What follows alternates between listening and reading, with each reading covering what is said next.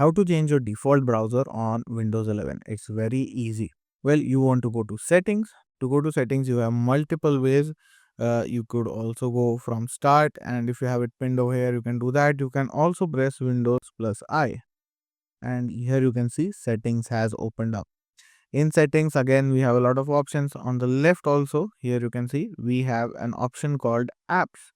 Click on apps, and in apps we don't want to go to installed apps, but we want to go to default apps.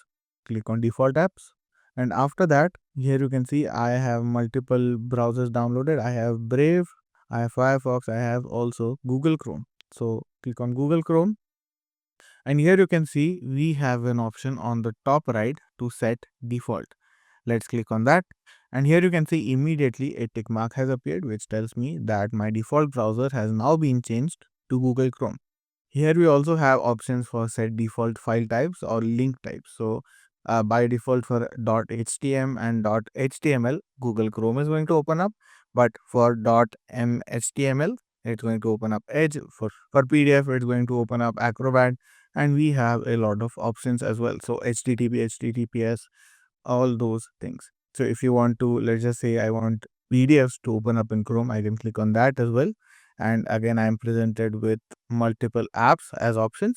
So let's click on Google Chrome, and on the bottom here you can click on set default. So that is how you set Google Chrome as your default browser. It was very easy. If you have liked the video, do drop a like, share and subscribe. See you in the next one.